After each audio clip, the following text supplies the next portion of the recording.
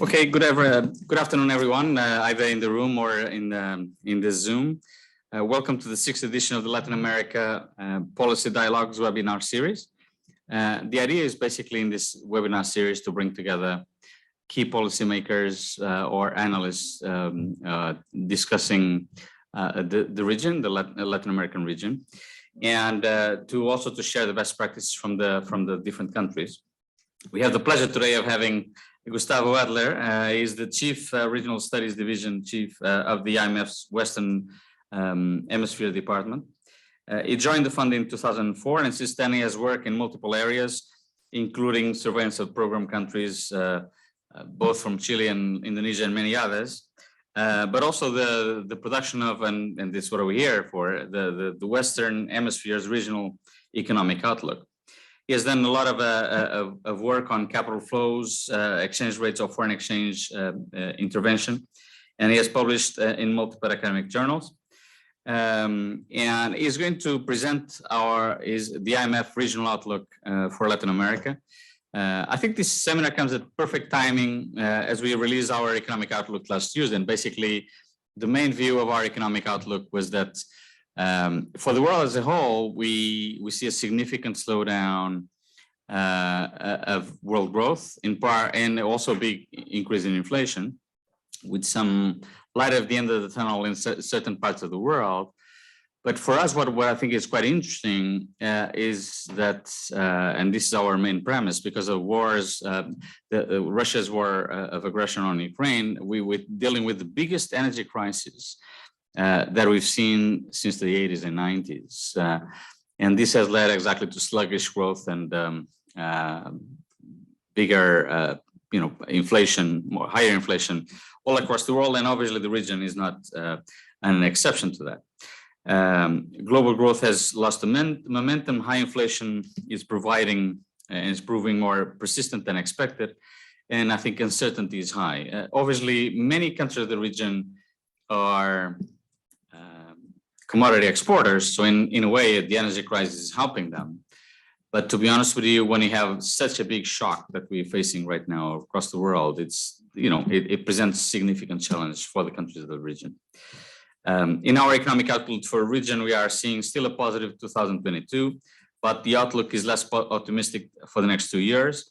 For the seventh major economies in Latin America, we project them that they will grow about 3.4% this year, accelerate to 1.2% in 23, and a significant rebound, but not dramatic, to 1.9% in 2024.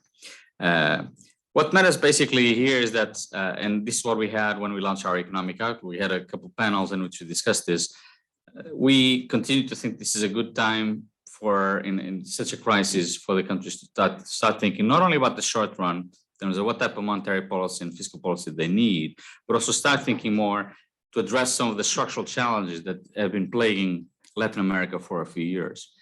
And that's why we're also delighted to welcome Gustavo to present the IMF outlook for the region. So Gustavo, without further ado, please go ahead. I would like to tell everybody, of course, if they're in the room, you can just raise your hand or just say that you want to ask a question.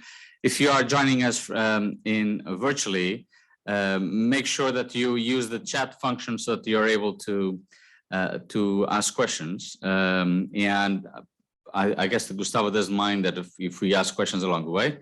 So please, Gustavo, without further ado, go ahead and welcome to the OECD. Thank you so much. It's truly a pleasure to be here and be able to be in person, especially after years of not being able to see people. As you mentioned, today I'll be presenting the Regional Economic Outlook. In many respects, its messages are very close to your report. So I hope I can still add some value to the discussion here. Hopefully it will be the case. For those that are not fully familiar, the Regional Economic Outlook is similar to the World Economic Outlook, but focus on Latin America mostly. It's the Western Hemisphere, but primarily Latin America. We produce a report once a year. We usually come out with it in late October, early November, so we also released it very recently. And that's the reason why we're doing a bit of outreach. Maybe I can go to the next slide. Today, the talk will cover basically 4 areas. I'll talk a bit about the current state of the region. I'll talk about the outlook going forward in the context of shifting global winds, as we call it. I'll mention what we see as the main downside risks in general, but especially downside risks, and the key messages and policy priorities. As you will see, this type of report tries to find common patterns across the region and think about what are the broad challenges throughout the region and not country specific, but we'll be happy to discuss some of the country specific issues that we see in the region, and I'm sure you are dealing with that as well. So with that, next please. I'll start with the current state of the region. Go ahead to the next one, please.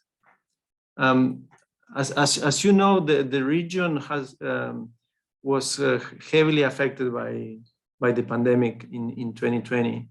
And you can see here how deeply contracted in 2020, in part because the region, when you see the impact of COVID in terms of cases, and this is not something that is shown here, but I can tell you, in terms of cases and death, actually, it was disproportionately affected when you compare to other countries, including emerging markets. And part of that basically resulted in a deep economic contraction. Here, what you can see is what we have as the typical grouping of countries within the region. We have the LA5, which is the main focus of the report in general. LA5 means Brazil, Chile, Colombia, Mexico, and Peru. These are the largest countries of the region, with the exception of Argentina, which has its own idiosyncratic issues, and that's why it's covered in the other group that we call Other South America. Another group that we typically look at with different type of characteristics and challenges is Central America, Panama, and Dominican Republic, so CAP-DR.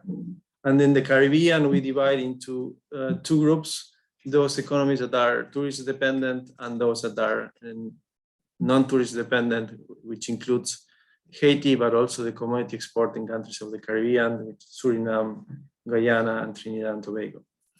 And what you can see when you group these countries in this way is that the contraction and the recovery was very uneven across these 2 regions.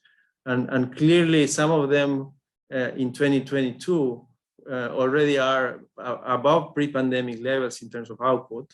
Certainly that was the case for the commodity exporting countries in the Caribbean, the Central America region that includes Panama and Dominican Republic, as well as the LA5 group. But other South American countries and especially the tourism-dependent countries in the Caribbean were heavily impacted, and they are yet to regain the level of output that they had pre-pandemic. Of course, within these groups, there is still heterogeneity, and you can see that, for example, for the LA5 country grouping in the chart to the right, where you can see that most of them are indeed already above pre-pandemic levels, with the exception of Mexico. And among those, actually, Chile and Colombia are significantly above pre-pandemic levels. And in fact, as I'll show later and discuss more in depth, they are facing other challenges, mostly related to overheating of their economies, with large current account deficits and inflation pressures and twin deficits in some cases. Can we go to the next one? So, as I said, while this recovery has been uneven across the region, it has been very firm, especially in 2022. And this has been supported until recently by a favorable external environment. When we look at 2022 in particular, right, what we see is that at the beginning of the year, the external environment was quite favorable in terms of demand for products of the region. And you can see here a chart to the left that shows merchandise export growth. And you can see how not only that the rebound in 2021 was very, very significant, but also that the growth rate remained relatively high, around 15–20% in early 2022, and mostly driven by demand from the US and Canada, reflecting the strong recovery in these advanced economies of the region, and in part related to the strong labor market in the US especially. Terms of trade played an important role in the recovery in the region as a whole. But here we have to be careful when we think about terms of trade in the region, because while the region as a whole is a commodity exporting group, there are very different patterns or characteristics throughout the sub-regions. In fact, LA5 and other South American countries are heavily commodity exporters, and they did benefit from the booming commodity prices. And you can see that in the chart here in the middle. But other regions, especially the Central America and the tourism-dependent Caribbean economies, actually are commodity importing economies, and they suffer a significant negative shock in terms of trade since the beginning of the pandemic. So that played a role also in the recovery in the region. The other two factors, of course, that played an important role were the boom in remittances, and that you can see here in the chart to the right in purple, that shows remittances in real terms, basically deflated by the CPI of the US. And you can see how today remittances are basically 40% above pre-pandemic levels. And this was particularly important for Central American economies that depend heavily on remittances especially from the US. You can see in that chart also actually that there is a flattening of this booming in remittances in recent months. And this is part because we are already seeing some slowdown in the US and with the related slowdown in remittances. And for the Caribbean economies in particular, it was key, the rebound in tourism. And you can see in the same chart in red, how after collapsing basically by 80% or so in the midst of the pandemic, tourism has been recovering and has done a lot in terms of recovery, but is yet to regain the pre-pandemic levels. And this is part of the reason why Caribbean economies are yet to come back to pre-pandemic output levels. Next, please. In addition to these external factors in terms of drivers of the recovery, also there were some internal factors, particularly the recovery in employment that happened once these economies reopened and lifted restrictions on mobility. And here you can see how, together with the rebound in economic activity, there was a very important rebound in employment. And in fact, today, depending how you measure it, but today, employment is either at the same level of pre-pandemic or even above that level. And this is a pattern that is common across the region, with the only exception of Chile, actually, where we have seen is a drop in the labor force participation rate. And with that, employment has not come back. The labor force participation has not come back to pre-pandemic levels, and employment has not come back to pre-pandemic levels. But if you look at this, is formal employment or total employment? This is total employment, yeah. Indeed, there are some differences when you look at informal versus formal, but for total employment, you see this, indeed. And behind that strong rebound in employment, of course, is partly also what happened with real wages. And this you can see here in the line that is in blue. And you can see how in 2021 and part of 2022, real wages were actually declining because precisely nominal wages were not keeping up with inflation. This seems to have bottomed out, and now we are seeing a recovery in real wages in recent months, which is probably good news in terms of supporting income and demand, but it also brings some risks in terms of inflation, as we will discuss in a couple of slides. The other important factor behind the recovery was the rebound in credit, And you can see that here in the chart to the right, where credit, after basically slowing almost to zero in 2021, partly because firms were cleaning their balance sheets after borrowing heavily during the pandemic. Credit has started to grow again, partly coming from demand from corporates, but also a particularly important push from consumers and households. And this is a very important factor. And I'll say a few words about the banking system in the region in a few slides. But certainly, credit growth has been an important element in the recovery of aggregate demand and output in general in the region. Next, please. Of course, when we think about the recovery, we need to think also in terms of what the role of policies has been, both fiscal and monetary.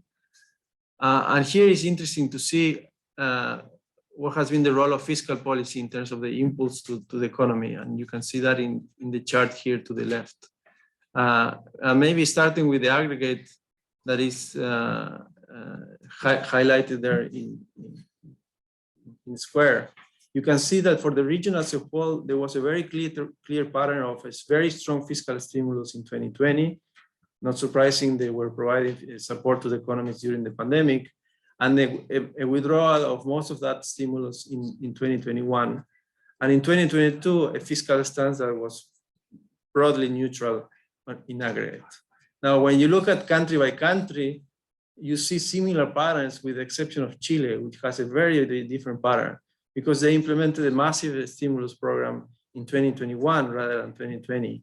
And they started withdrawing this year. And these numbers do not include the pension withdrawal that they allowed, which of course was another form of very important stimulus to the economy that you can add. So the bottom line is that when we look at 2022, we see a broadly, on aggregate at least, a broadly neutral fiscal stance in the region. And this is despite the fact that there were significant measures to mitigate the impact of the energy and food price shock. And this is what you can see here in the chart to the right. In fact, what you see first in orange is the overall impact both from existing measures and new measures. And the existing measures means here cases where there were already caps on certain prices of energy, administered prices, and when cost increased because of the energy shock, basically the subsidy component became much larger. And that amounts to nearly 0.4% of GDP on aggregate for the region. Now, in addition to that, there were new measures that were implemented this year, and those add to about 0.8% of GDP. So in total, we have about 1.2% of GDP in measures that were taken to mitigate the energy and food price shock in this year. And they were done through various measures, through subsidies, through price caps, tax cuts, as well as other forms, including transfers. But the majority of these measures were relatively non-targeted or untargeted, meaning that they were very general and not targeted to a specific sector of the population, although at the same time they were announced as temporary. Now, of course, whether they are temporary at the end or not, we have to see that. We have already seen some cases where they were announced as temporary and roll over, and we have to see how this continues. But the overall picture is basically one in which fiscal policy has been mostly neutral, and despite the fact that there were these supportive measures. Can we go to the next slide? And this means that, of course, that there were offsetting measures somewhere else in terms of taxation or less spending. And part of that came from the surprise in inflation. In fact, when you see what you see here in the first chart to the left is total spending and the wage bill as well, measure in real terms using ex-post inflation, but using also ex-ante inflation, basically in terms of using the inflation target of each country. And you can see basically the difference between the two reflects the inflation surprise and how spending grew actually much less than what we would have grown, simply because, in real terms, simply because of the inflationary surprise. So this was a very important element in terms of containing real spending in most of the economies in the region. And of course, it had an impact not only in terms of the flow of spending, but also in terms of the stock of public debt. And this is what is shown in the chart to the right, where we decompose the variation in the public debt to GDP ratio in terms of the different components. And you can see a very big component in red, which comes from precisely the inflation component. So this has been a very important element in containing the level of public debt in the region, which otherwise would have grown significantly more due to the pandemic. Yeah. Please go ahead. Do you expect here if we are in front of each other? So, of course, I mean, we are seeing that real wages are below what would be expected because wages are growing less than inflation. Do you expect in the next year that there will not be a catch up in terms of wage bills?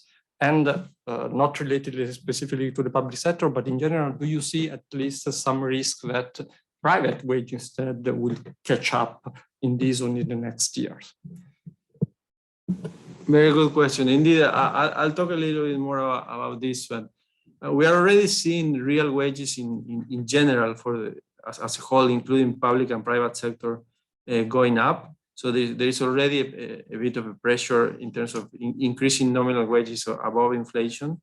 And we expect that we will see further pressures on that going forward, especially in the public sector. So that's part of the reason why we are a bit concerned about this, that there has been this apparent gain in terms of containing spending in the public sector, but it will probably be reverted going forward as we see further pressures on wages. Indeed. Next, please. So, turning to monetary policy, it's important to highlight that the region central bankers reacted very rapidly to the rise in inflation by tightening monetary policy very, very significantly. And you can see that here in the chart to the left that shows 2 points: the lowest point of the policy rate in 2021, and then the very latest point. And you can see how in some cases, the rise in policy rate was more than 1,000 basis points. For example, in the case of Brazil or in the case of Chile. So a massive monetary policy tightening in most of these economies. And in fact, when you compare across countries, you see that the region was not only very aggressive, but really acted much faster than other regions of the world. And you can see here in comparison to emerging markets, although if you were to plot something similar for advanced economies, it would show the same difference. Now, if you look at in average, ex-ante real policy rates in Latin America are today in the order of 5 to 6% in real terms. And you can debate what is the neutral rate, but certainly for any reasonable estimates of the neutral rate, which typically are in the order of 2 to 3% real, this is clearly in contractionary territory. So the central bankers have been very, very fast and aggressive in fighting inflation in the region. Next, please. And of course, this is probably a reflection of the fact that they saw very broad and generalized inflationary pressures, and with a history of high inflation in Latin America, there were concerns that this would be difficult to fight off if they delay action.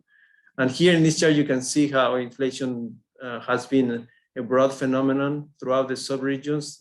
You can see that in the chart here to the left, where every subregions, the ones that I mentioned before, have been facing similar sort of pressures. And also, if you look within the LA5, very much the same type of pressures across countries. You can see that now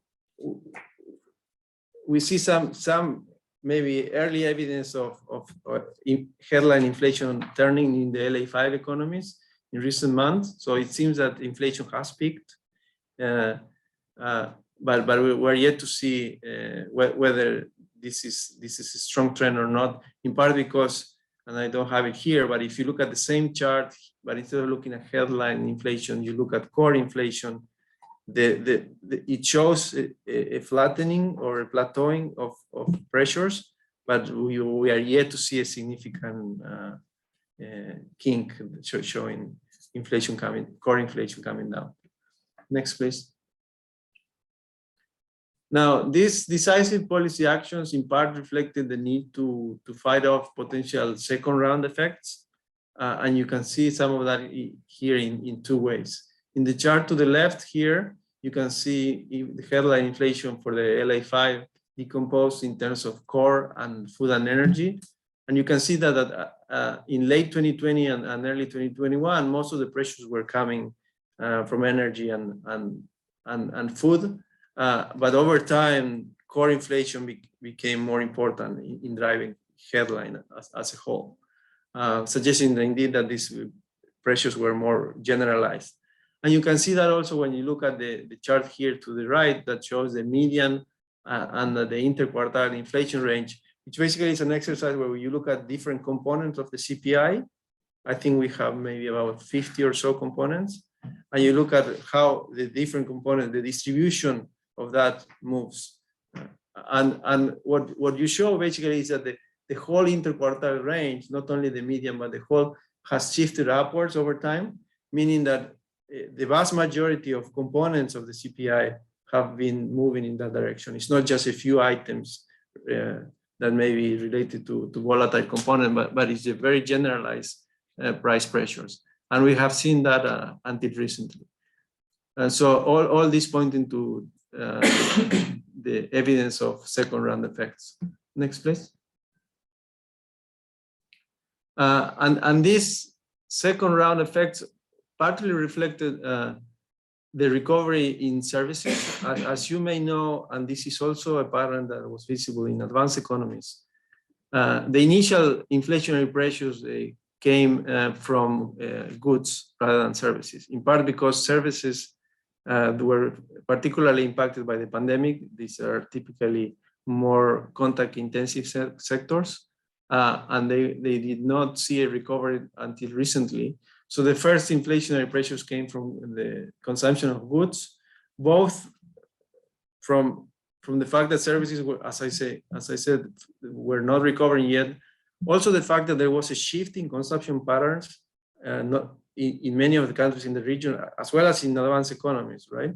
This consumption pattern of people spending their income in goods rather than in services because they just couldn't go out for dinner or entertainment. They would purchase furniture for houses. At the same time that there were important supply chain disruptions. So there were supply constraints and high demand for these goods. And this was part of the reason why we saw the initial inflationary pressure. As we saw the recovery in the service sectors with the reopening of the economies, we started to see this broader inflationary pressure spilling into services as well. And that's what you can see in the chart here to the left. And more broadly, the recovery in aggregate demand was an important element behind the overall, these broad price pressures. And you can see here this in the chart to the right, where we plot the output gap in the horizontal axis and the deviation from the inflation target in the vertical axis. And there are three clouds of dots: the blue, the yellow, and the red, that corresponds to the same set of countries, but for 2020, 21, and 2022. And what you can see is that in 2020, during the key months of the pandemic, output gap was largely negative, right? The economies were in the deep recession, and there were not significant deviations from the inflation target. But as these economies started to recover and close the output gap in 2021, and even more so in 2022, the inflationary pressures came along. And especially what I wanted to highlight is the cases of Chile and Colombia that I mentioned before, are two cases where we see output gaps already on positive territory, meaning that they are at the moment above potential with overheating pressures and greater inflationary pressures than the other LA5 economies. Next, please. So this is basically a backward-looking reading of what has been happening in the region so far. And now thinking ahead, when we think about the outlook for the region, we see what we call shifting global winds. Next, please. So the outlook for the region will basically depend or hinge very much on what happens with global financial conditions. And here, what we see is an important tightening of financial conditions globally that will affect the region. And we call it the third shock. The third shock because in the last few years, the region has been impacted by first the pandemic, then was Russia's invasion of Ukraine, and now the tightening of global financial conditions.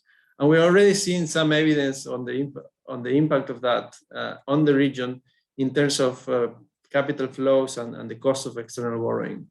And you can see that here in several charts. In the charts here to the right, you can see how portfolio flows have been reverting in recent months.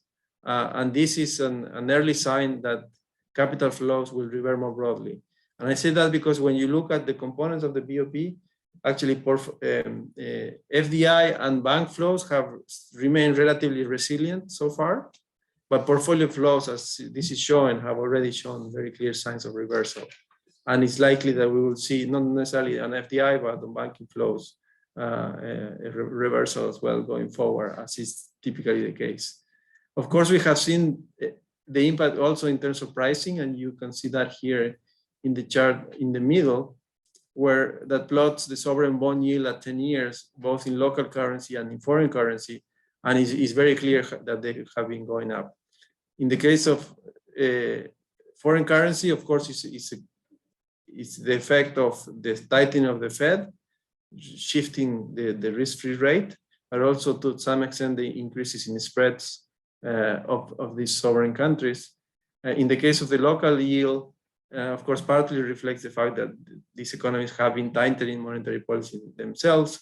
But in one of the chapters of the report, we look more broadly at what is the impact of what are the spillovers from monetary policy in the US on the region. And what we actually find is that there is a common pattern of affecting not only the foreign currency yield on sovereign bonds, but also the local currency more broadly. So suggesting that this is not just about monetary policy in the local economy, but it's a spillover effect from the Fed as well.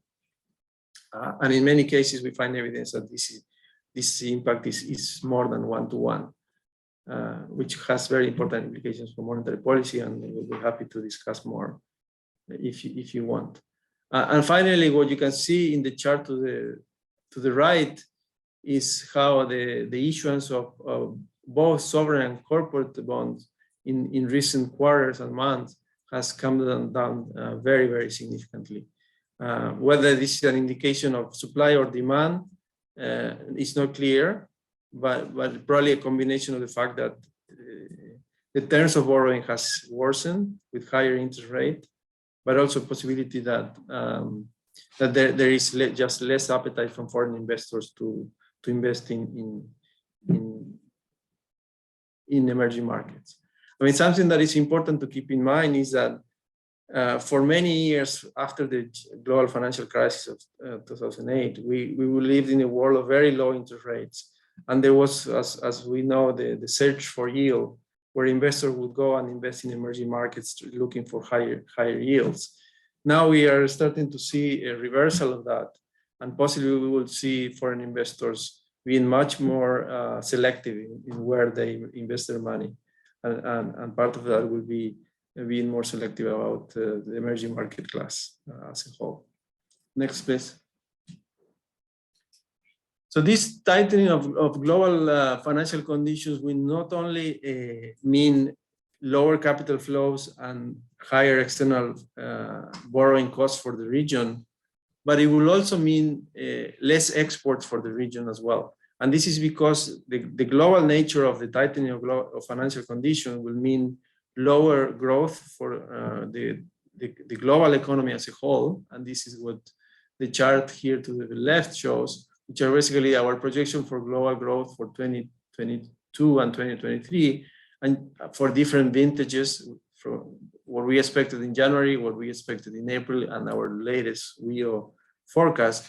And you can see how we have been downgraded our growth projections, not just for this year, but especially for next year. In fact, for next year, from April to October, we have downgraded our forecast by about 1 whole percentage point, which for the global economy as a whole is quite substantial.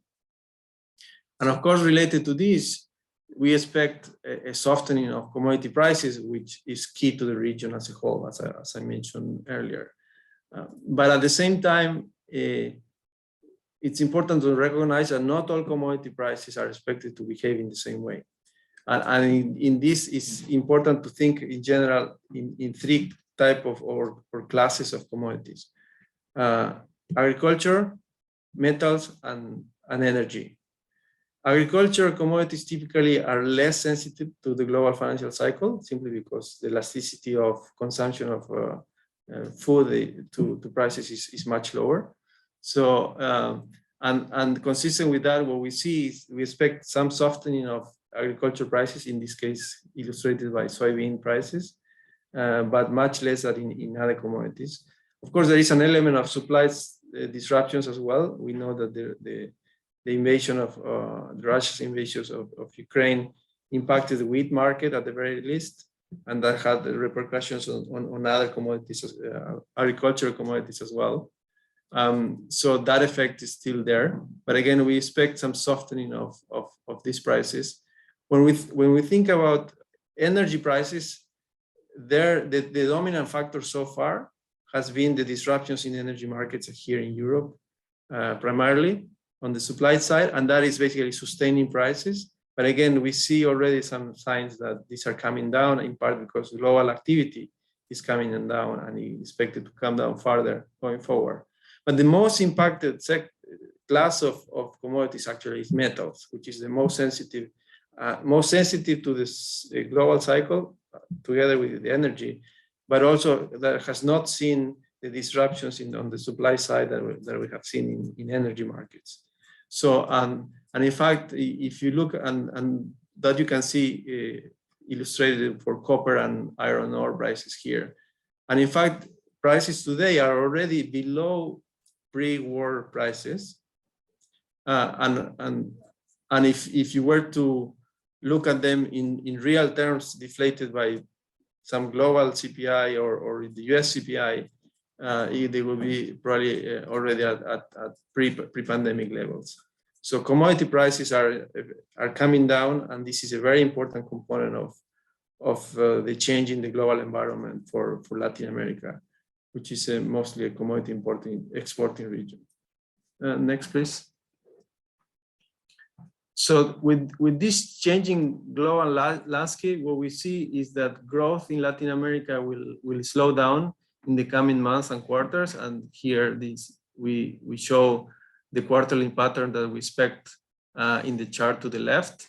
And you can see that we expect the slowdown to happen in Q4 of this year, as well as the first half of next year. And then gradually we'll start to see a pickup again in quarterly growth.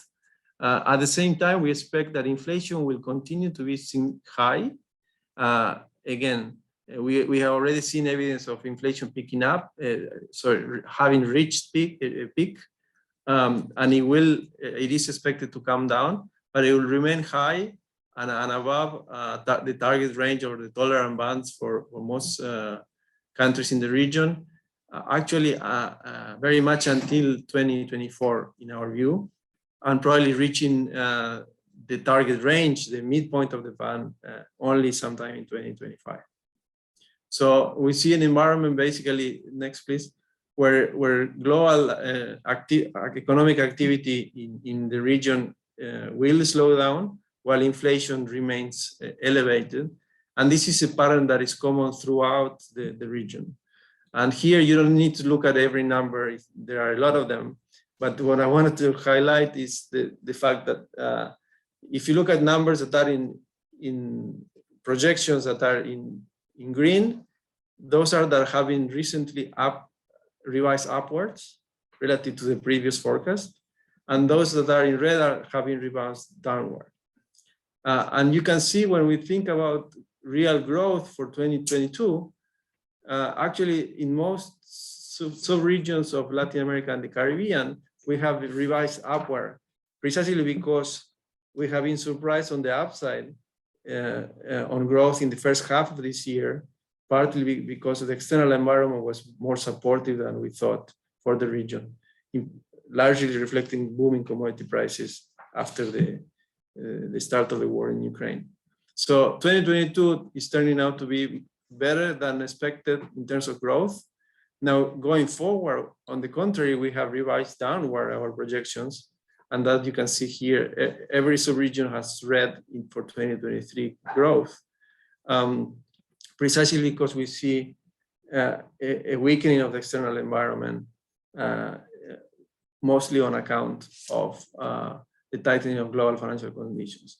In fact, the region as a whole will go from growing 3.5% this year to 1.7% next year. I think we're here a bit more optimistic than you guys. If I understood, you guys are projecting 1.2% for next year.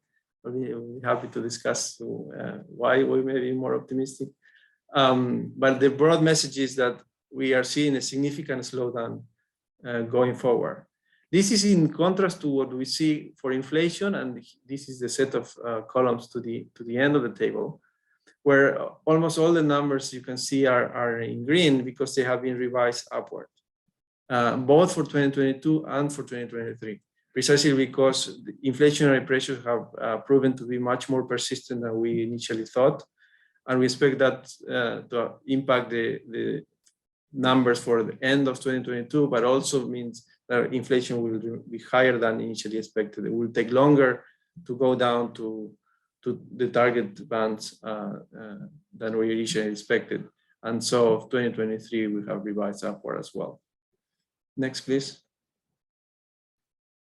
And when we think about growth beyond 2022 and 2023 in terms of medium term, what we see is the region, the Latin America and the Caribbean as a whole, going basically back, and this is the chart to the left, going back to the growth rate that we saw pre-pandemic, very much in the 4 decades before pre-pandemic, with an average growth rate of about 2.5%, which is significantly lower than the growth rate for other emerging market economies, even if you exclude China, which is not here. So Latin America and the Caribbean clearly has an issue of low growth rates, and we can talk about the structural impediments to growth that are behind that. But part of that is already, you can see here in the chart in the middle, that decomposes growth in terms of TFP, labor, and capital accumulation. And you can see how Latin America, for the years before the pandemic, either from before the global financial crisis or after the global financial crisis, actually had virtually zero total factor productivity growth, in contrast to other emerging market economies, and of course, in contrast to the US. And it also had relatively lower capital accumulation contribution, as you can see in orange, in comparison to other emerging markets. So, and we expect that these factors are going to continue to be a drag. So the lack of productivity growth will continue to be a drag on overall growth going forward. And with that, even though we have seen a rebound in output to pre-pandemic levels, when we compare to pre-pandemic trend, which is a chart here to the right, we don't see a convergence back to the trend, meaning that there will be a permanent output loss due to the pandemic of about 4 to 5%. So it's a significant scarring due primarily to the pandemic. Next, please. Of course, the baseline scenario in itself doesn't look very promising, but in addition to that, we see significant risks. Next. And we see risks coming from three areas in particular. One is inflation and the potential risk that it could become entrenched. And we see that from a number of readings. One is here, what you can see in the chart to the left, that shows inflation which is the red triangle, no, the red, what is it, rhombus? Diamonds, thank you. The red diamond. And then you can see the target range, which is here, the range plotted in light blue. The green triangles are inflation expectations for end of 2023, so a bit more than a year from now.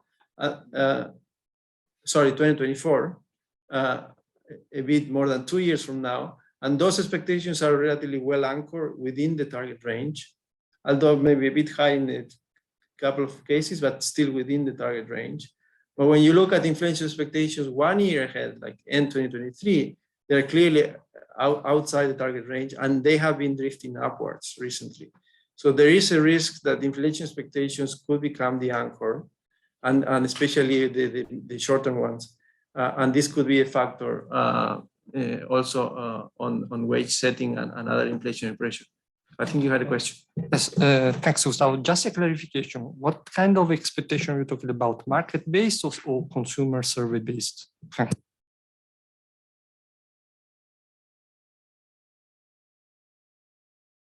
That is a very good question. Yeah, we have had a long debates about this. These are survey-based from consensus forecast. There are issues with this type of measures, and we have looked at market-based measures as well. The problem with market-based measures is that they are typically polluted. There is no easy way to extract the inflation component that is not polluted by liquidity premia, risk premia, and so on. And in an environment like the one we are seeing, where global financial conditions are tightening, risk premia and liquidity premia are moving a lot. So it's actually quite difficult to disentangle inflation expectations from other forms of premia. But even with that in mind, we have seen a bit of an upward drift in the market-based measures as well.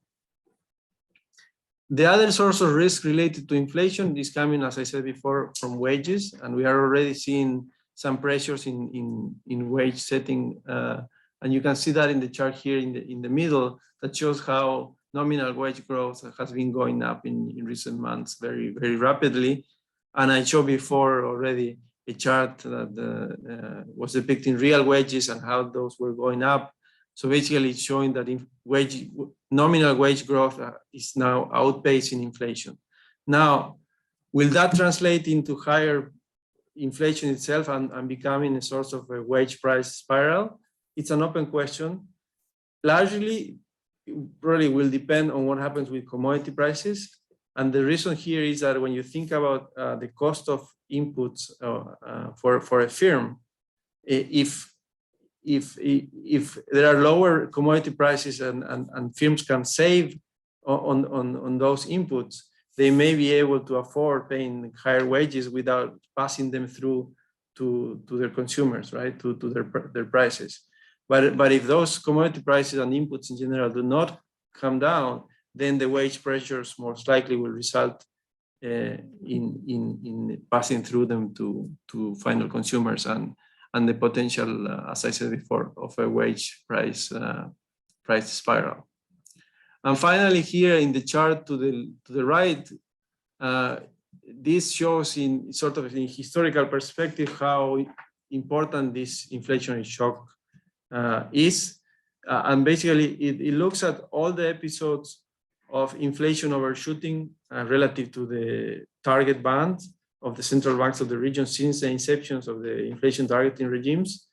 And what you can see, in the vertical axis, you have the time it took for the central bank, for inflation to go back to the band.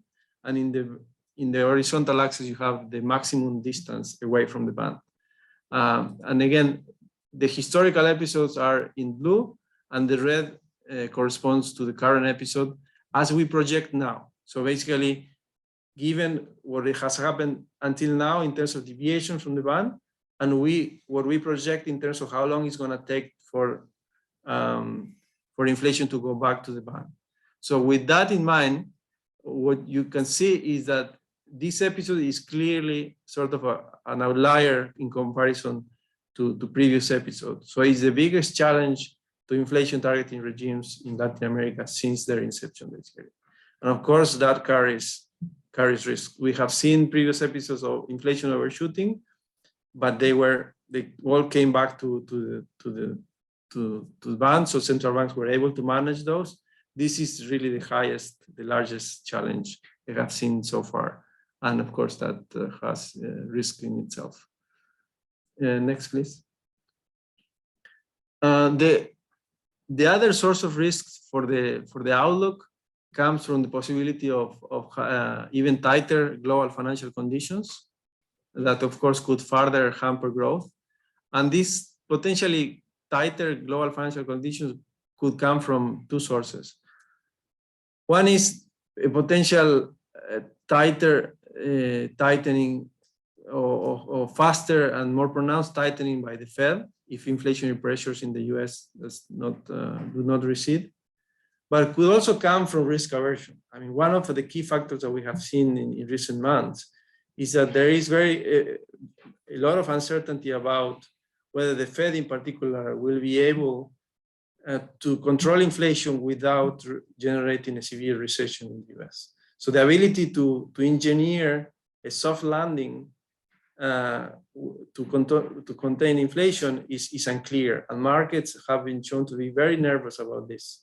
And when that happens, you have a spike in risk aversion, typically comes with lower capital flows to the region, higher borrowing costs, and the associated impact on economic activity. So both the fact that there may be a faster and more strong tightening of monetary policy, but also the uncertainty associated with the global outlook and the US outlook in particular are important sources of risk for the region. And what we show here in the two charts is, in the first chart to the left, which has two components, basically shows one of the exercises that we do in the report, which is about spillovers from monetary policy in the US on the region. And we look at different variables that are relevant for the region, including the long-term local currency yield, the exchange rate of local currency vis-a-vis the dollar, but also capital flows in general and output in the region. And what you see is that the impact of what we have already seen in terms of the tightening of monetary policy in the US, which has basically meant about a 4% increase in the 2-year rate, will probably, if we were to follow the historical pattern, would lead to an increase in the long-term local currency yield of about 5%, so more than 1-to-1.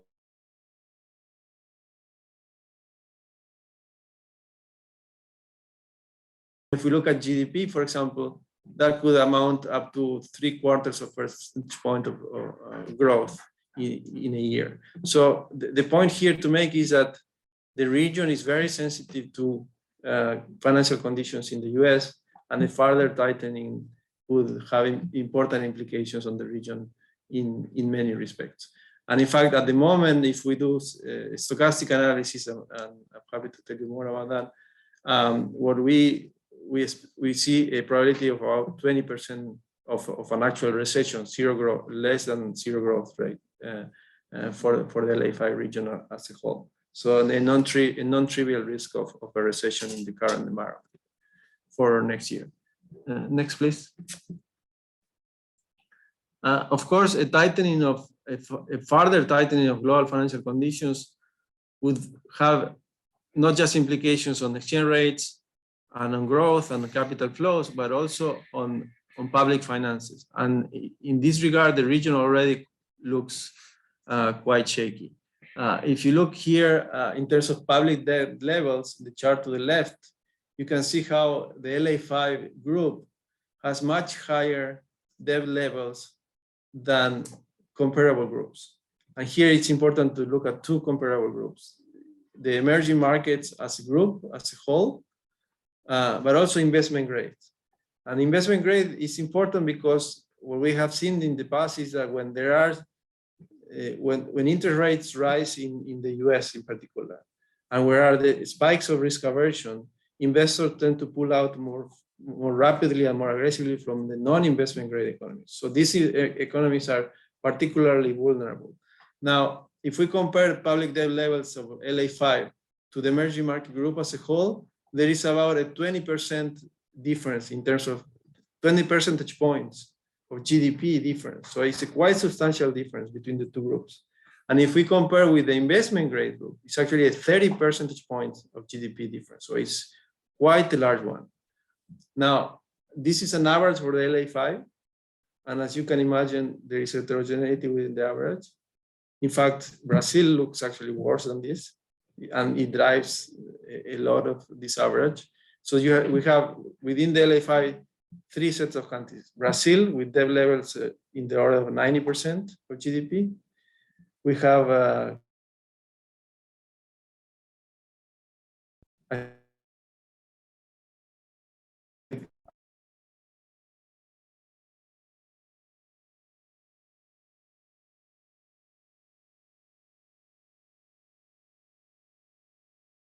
and actually Brazil looks worse than the average that you see here. But not only public debt dynamics would worsen if there were to be a even further tightening of global financial conditions, but also the net interest expenses that these countries are facing would increase significantly. And this is the chart here to the left. The point mainly to make here is that this, of course, fits into debt dynamics, but in itself it's an issue because politically it could become very difficult to spend 5 to 6% of GDP every year just in interest expenses, and especially in comparison to other emerging market countries that have much lower the interest expenses. Next, please. Now, the picture for the public sector doesn't look particularly good. When we look at the private sector, we have a mixed picture here. Overall, I would say it's mostly positive. In fact, when you look at the banking systems in Latin America, in general, they are in very good shape. So if you look at capital adequacy ratios, non-performing loans, or liquidity ratios, they're actually in very good shape in comparison to pre-pandemic. In fact, I have to say this was a big surprise for us to see that with the pandemic, the impact on banks' balance sheet was actually very, very limited overall. Of course, part of that is reflected the fact that this economy is rebounded very quickly, thanks, among many things, to commodity prices booming, and that helped a lot in terms of corporate balance sheets and ability to repay banks' loans. But it still was surprising to see that the scars of the pandemic in terms of balance sheet of the banking sector have been relatively limited, even though we have seen already in all these countries a withdrawal of the regulatory forbearance measures that were implemented during the pandemic. Now, having said that, when we look at private credit more broadly, there are potential sources of concern. And this you can see in the chart here to the right that compares corporate and household debt that comes from banks in the bars, and then in the corporate and household debt in total that includes non-intermediated debt, debt that is not intermediated by banks as well. And you can see a big difference in the behavior over the last 2 decades, with total debt increasing significantly from 40 to about 70% of GDP, while bank debt has remained stable around 40% of GDP. This basically means that a lot of the intermediation is happening outside of the banking system. And this includes 2 things. It includes corporates issuing debt directly into the market, but it also includes corporates and household borrowing from non-bank financial institutions, like cooperatives and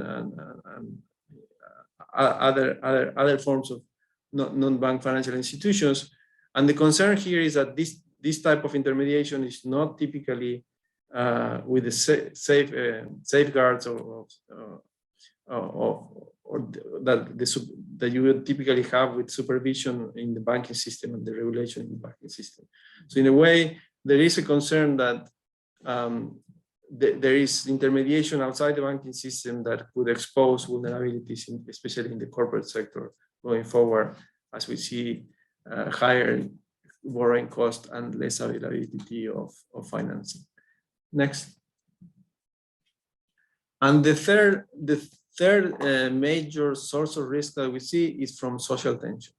When you look at the region as a whole, you see that inequality has been improving over time with the Gini coefficient coming down, but it remains a very unequal set of countries in comparison to other countries of the world. Poverty also remains quite high in the region. And importantly, food insecurity has been worsening even before the pandemic, and with the pandemic, it worsened significantly. We don't have the numbers for this year, but we speculate that with the food and energy price shock, insecurity probably has risen even further. And this is the perfect conditions for social unrest. In fact, we have been doing some work, and this chart to the right shows some of that. We're trying to measure social unrest through different metrics. And what we have seen is that there has been an important increase in social unrest in the region in recent years. And more broadly, when we correlate social unrest with commodity prices, and especially food prices, there seems to be an important positive correlation between the two. So this suggests that if food and energy prices were to remain high, we could see further episodes of social unrest in the region. And this is important because it constrains policy making. Next, please. So that brings me to sort of the overall conclusions and policy message. Next, please. So just to recap, and before I get into the policy recommendations, what we have seen so far is that the region, Latin America and Caribbean as a whole, has been recovering at a firm pace, but at the same time, we have seen broad-based inflationary pressures also throughout the region. And going forward, what we see is a shifting global environment with the tightening of global financial conditions that will mean lower capital flows, lower commodity prices for the region, and lower export and global growth in general for the region. So with that, we see the region weakening in terms of growth, while inflation remains high for some time. And as I said, we see risk tilted to the downside, with the main risk coming from potentially tighter than anticipated global financial conditions, the potential of entrenched inflation, and the possibility of social unrest. Next, please. So what are our policy recommendations in this environment? In the short run, our recommendation is that countries should focus on restoring price stability, but also doing it in a way that preserves social cohesion. This means that monetary policy should continue focusing on inflation and bringing it down to the target range over the horizon of monetary policy. This key will be going forward not to ease prematurely. We think that in most cases, countries have reached probably the peak of their policy rate. Perhaps with the exception of Colombia, that may need to do a bit more, but they will need to sustain those rates for some time until we have seen inflation coming down durably.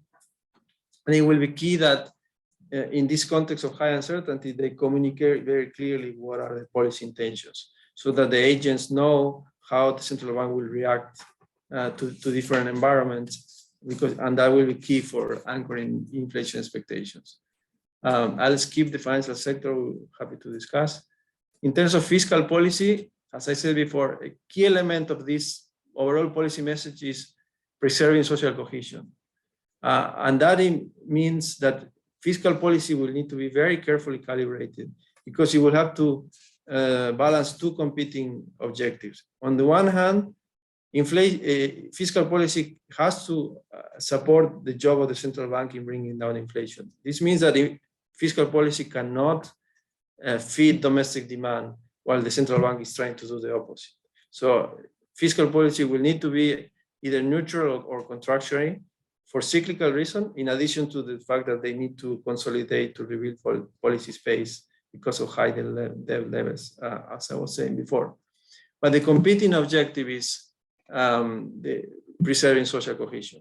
And here the key will be that they have well-targeted measures to support the most vulnerable groups through a period where we'll see still high inflation, which tends to affect real incomes, but also we'll see weaker employment going forward. So it will be key to support the most vulnerable, but at the same time, look for opportunities to offset those measures to maintain an overall either neutral or contractionary fiscal stance.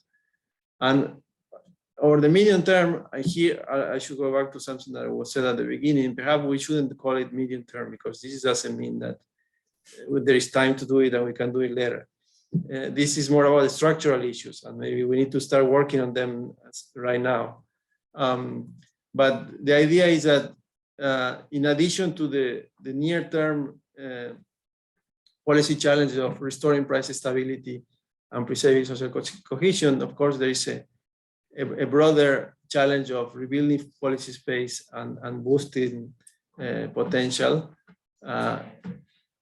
Rebuilding fiscal policy space, again, here we make the point that it needs to be done with what we call inclusive consolidation, which is basically fiscal consolidation, but that preserves social stability. Precisely because we see an environment where there is very little appetite for reforms, there is very little appetite for fiscal consolidation, and then if you don't protect the most vulnerable segments of the population, at least, anything that you do will basically not be durable. Not only is it moral imperative to protect the most vulnerable, but also any reform that doesn't protect, that is socially palatable, will not be durable. And that's what we call as inclusive consolidation. And of course, reforms more broadly are needed to boost growth, especially to improve productivity and investment, which are very low in the region. So I'll stop here. I think I talked too much already. I'll be happy to answer something.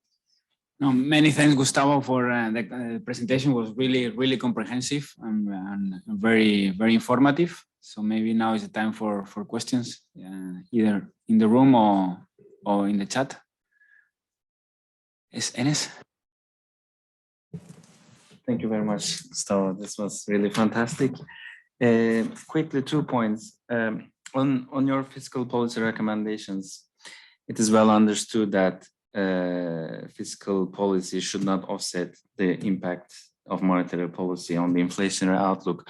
But I was wondering if we could qualify between commodity exporters or importers, if commodity exporting countries could be thought as having, wider fiscal space, so that they could provide a little bit support, maybe more than the other country group. Like going outside Latin America, we had South African example. I think they made good use of rising commodity prices and boost in fiscal revenues to prolong some of the measures that have been introduced during the pandemic. And also related to that, do you observe fiscal outlook to be better in general in commodity exporting countries in the region relative to importers? And the other thing is about vulnerabilities. So it was fantastic, the chart that you showed about corporate borrowing, especially increasing a lot when we consider non-bank lending. Recently, we also observed that USD denominated, dollar denominated borrowing in corporate sectors has also increased, particularly in Chile and Mexico. Do you have a sense of if this is at least indirectly hedged, or if not, if there are further US dollar appreciation pressures, could that also elevate vulnerabilities in these economies, especially in investment growth outlook? Thanks a lot.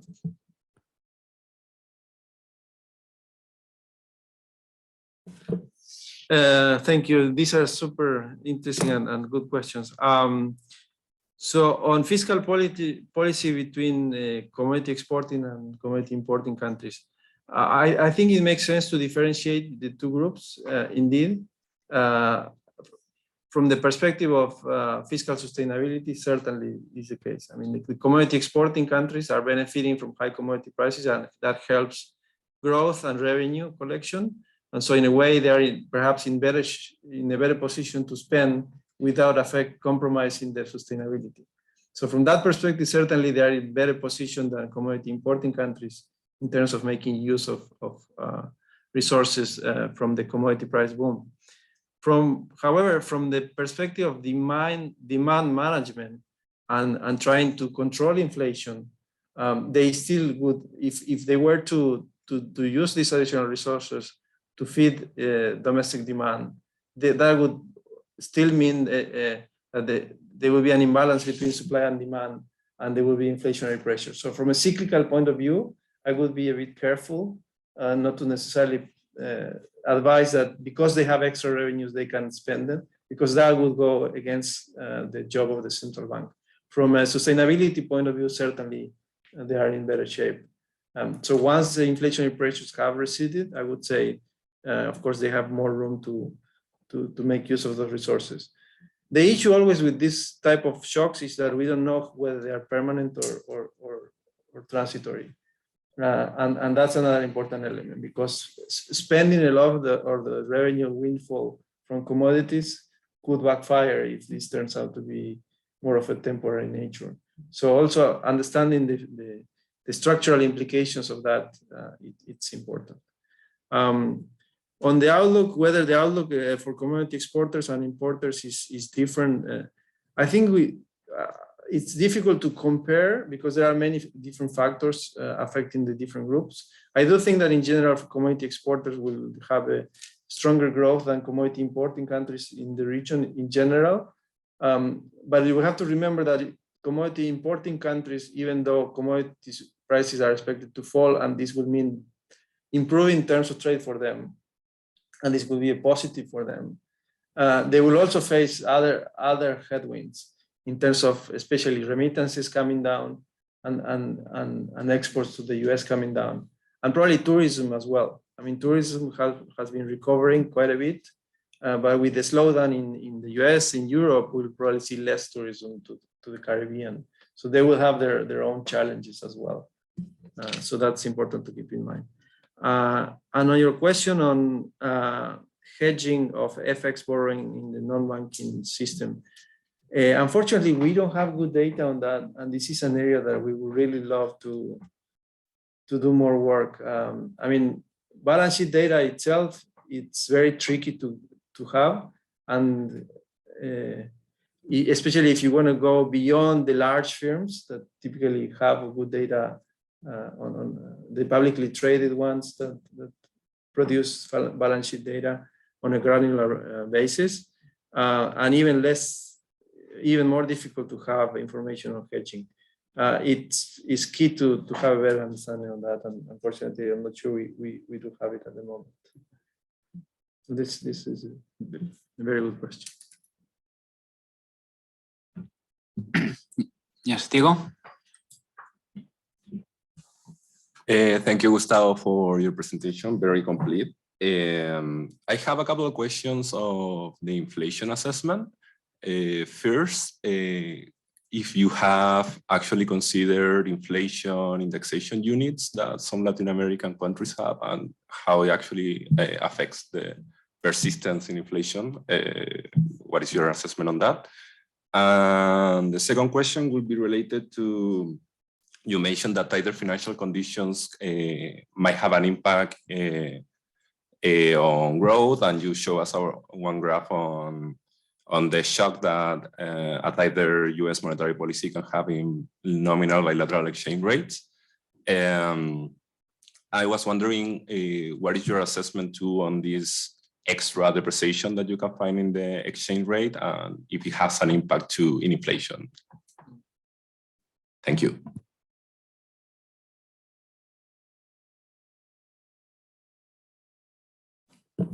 Thank you, Diego, right? Yeah. Very, very good questions. On inflation indexation, I think I would say there are two elements of this. There are, in some countries, loans that are indexed to inflation, and in many cases, the mortgage loans have been able to develop thanks to this type of CPI-linked instruments. In some way, that is a sort of automatic stabilizer, if we can call it that way, in the sense that those payments will increase, right? Mortgage payment will increase over time with inflation. That reduces disposable income to households. That will reduce demand, and that will be an equilibrating force to some extent in the system to bring down inflation. But there is the other element of indexation in wages that has been a long-standing issue in the region. I think this is an area where another area where maybe we don't have the good data, and it would be really useful to do some work to have a better sense of not the de facto but the jure indexation practices, whether in labor contracts there are explicit thresholds and rules for indexation. I mean, we know that in practice there is a lot of de facto indexation in countries that have strong labor unions, and there is political pressure to keep up with inflation. But it would be good also to have a more granular view on actual indexation mechanism in labor contracts. I'm not sure we have it at the moment. And on your question on financial conditions affecting the exchange rate and inflation, indeed, what we have seen, especially in 2020, at the beginning of the pandemic, actually, there was a tightening of financial conditions, not because the US or advanced economies were tightening monetary policy, but because of risk aversion. There was a pull out of capital flows from the region at the onset of the pandemic. And many of the currencies in Latin America depreciated quite sharply. And if you do an analysis of the drivers of inflation over time, at the beginning of the pandemic, inflation was driven largely by pass-through from the exchange rate. So it is still an element that is quite important. After that, exchange rate stabilized and to some extent strengthened in many of the countries in the region. Our reading is that much of that has to do with commodity prices booming. So these countries were witnessing better terms of trade, and therefore their currencies were appreciating. But in the last 3 months or so, we have seen again pressures to depreciation that will probably feed into inflation to some extent. Now, I'm saying this is a factor and it will play a role, but it's also important to understand that when we look at the history of Latin America, especially before inflation targeting, pass-through was very high from the exchange rate to inflation, and nowadays it's much lower. Any estimate is significantly lower than they used to be. So with more credible central banks, basically the pass-through from exchange rate to inflation has become much lower, simply because the nominal anchor became the inflation target and not the exchange rate. Of course, there are still effects through inputs, especially imported inputs, but these effects are much more limited than they used to be. So bottom line, what I'm trying to say is that it is still an important factor, but certainly not as bad as it used to be in the past. Thank you. Yes, maybe one question from my side. I think you made a very convincing case of the need for structural reforms to boost productivity, and there, the reform area is very wide, but it would be nice to hear your views about which reforms do you think should get the higher priority.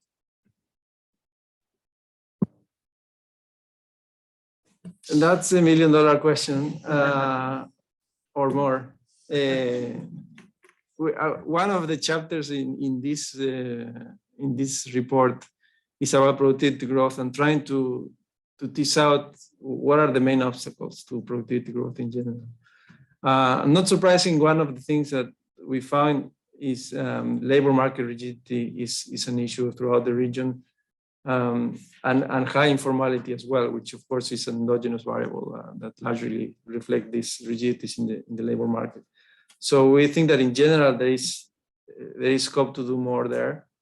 I think that the issue we see, and we were discussing earlier this bilaterally, is whether there is appetite for this type of reforms. And as I said, we went to the region a few weeks ago to present the report in Santiago. We were in Lima at the LAC conference, and we visited some other capitals as well. And the mood in general in the region is pretty bad. It's pretty bad because most people are very pessimistic about the outlook, but also because there is a view that there is very little appetite for reforms that have short-term pains, even if the long-term or medium-term gains are important. So I think the challenge will be to find ways to implement reforms, but also compensate the losers of those reforms in a credible way, and not just say, we'll see how we compensate you later. I think that's the political challenge of the reforms. But let me just say one more thing, which is something that we have started looking at, but we're just scratching the surface, and it would be great if you guys can work on this with us or by yourself, which is issues related to corporate restructuring and resolution frameworks. I mean, there seems to be some evidence that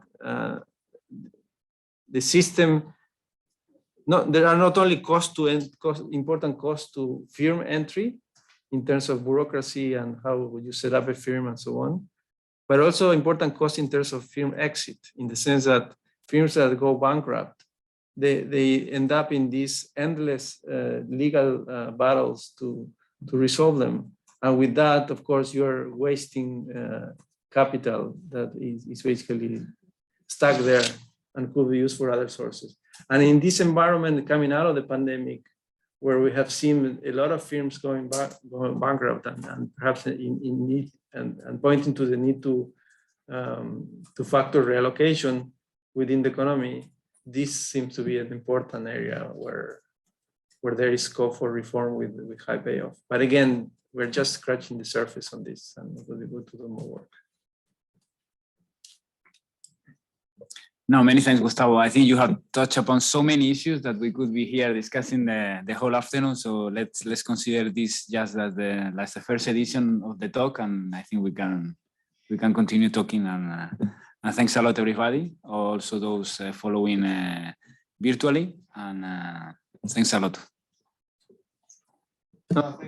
Thank you. It has been really a pleasure to be here. And as you say, I hope this is just the first of our long conversation. Thank you. Thanks.